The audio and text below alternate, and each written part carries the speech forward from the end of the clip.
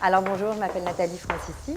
J'ai étudié en France et j'ai complété un bac en marketing et une maîtrise en gestion des ressources humaines à Paris. Je suis arrivée au Québec en 1996 et je suis membre depuis de l'Ordre des conseillers en ressources humaines agréés du Québec. Je suis actuellement administrateur de société, chroniqueuse au magazine Affaires Plus et conférencière.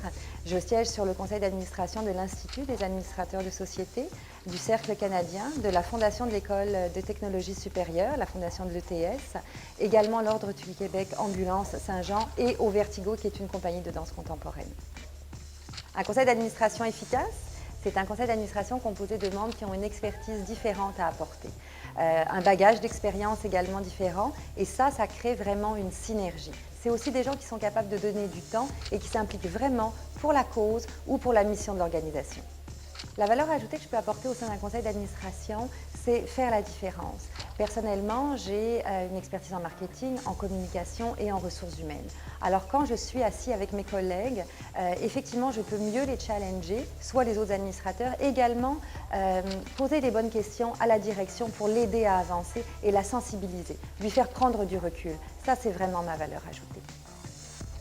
Mon engagement sur les conseils d'administration auxquels je participe me procure énormément de plaisir.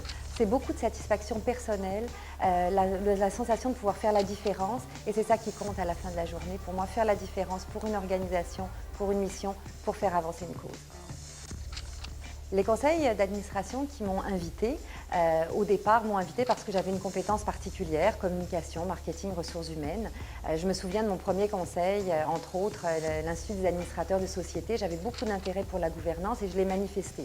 Je l'ai fait savoir, j'ai assisté à des conférences, à des séminaires, et à un moment donné, quelqu'un l'a remarqué et a dit cette personne-là peut contribuer, et j'ai été appelée. Ça a été la même chose ensuite avec la danse contemporaine.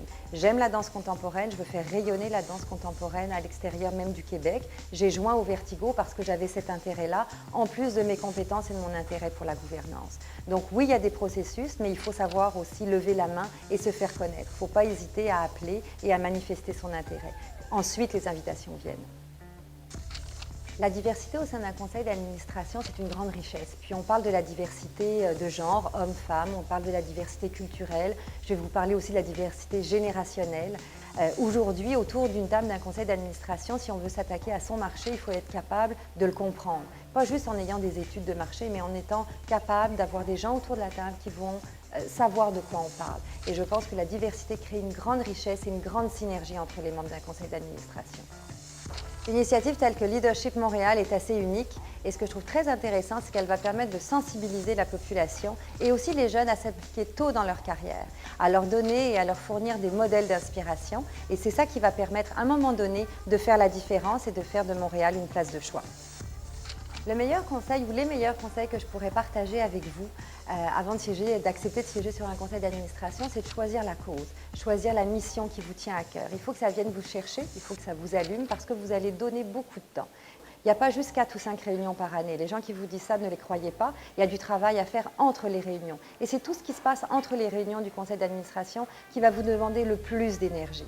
Ensuite, il faut vous trouver un mentor, quelqu'un qui va vous inspirer, quelqu'un qui va vous aider à gagner en maturité et qui va vous apprendre aussi à faire vos premiers pas sur le conseil d'administration. Cette personne-là n'a pas besoin d'être sur ce même conseil d'administration-là, elle peut être à l'extérieur.